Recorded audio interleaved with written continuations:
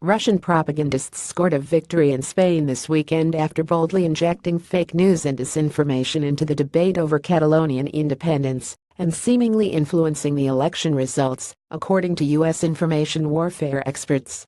The divisive nature of Sunday's chaotic poll, in which voters backed the Catalonia regional government's disputed referendum to declare independence from Spain, featured Russian state-backed news outlets and social network robotic accounts leveraging the mayhem to push the Kremlin's larger anti-Western and anti-democracy themes. What is so troubling is that the Russians use the same playbook, and nobody seems to care, U.S. information warfare expert Molly K. McHugh told The Washington Times. It's the constant drumbeat: minorities are disadvantaged, the West has nothing to offer, democracy doesn't work. On Capitol Hill, multiple congressional probes currently investigating the extent of Russian meddling in the 2016 U.S. presidential election have zeroed in on a similar pattern of Kremlin-backed propaganda seemingly amplifying divisive social issues across Facebook and Twitter last year. Experts say the Kremlin has perfected not promoting a single candidate, but instead finding divisive social issues including race, gun control, religion or gay rights to amplify. Eastern European, or Russian, troll farms and robotic accounts then use algorithms to make emotional hot-button topics trend across a country's internet space. Ms. McHugh, who has written about Russia's hybrid information warfare techniques and advised the Georgian and Moldovan governments, spoke to The Times from Estonia. In the Catalonian independence election, she said, Moscow appeared to pull from a playbook it has perfected in recent years. The Kremlin can't create these societal divisions, she said. But they can find them and turn the volume way up. They did it in the US, find a bitter partisan divide and exploit it. Brexit: the UK vote to leave the European Union was similar.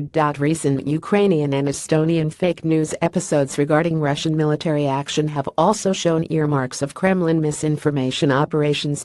Moscow fights a subtle war of subversion rather than domination, Ms. McHugh said, adding that last month's Iraqi Kurdish independence referendum saw Russian efforts to influence the debate.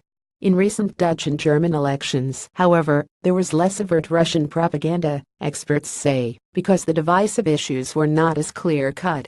In the Catalonian referendum, the warning signs that a hidden Russian hand was attempting an influence campaign were clear, but local officials seemed unable to fight back.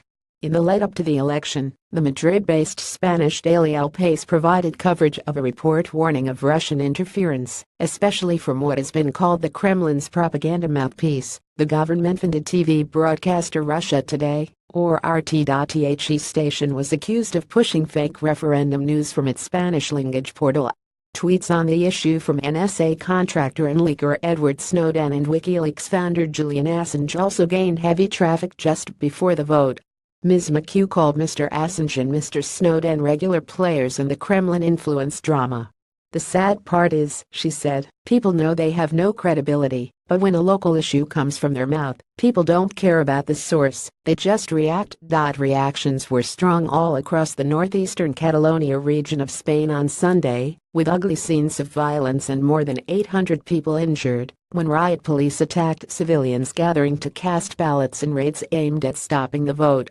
Before the vote, according to Politico Europe, Russia's ambassador to Spain denied Moscow had any role in the independence debate. Russia is in no way connected to these processes and has no interest in being connected to them, Yuri Korchagin told Sputnik, a Russian-backed news outlet known to have published multiple fake news stories about Catalonia's referendum.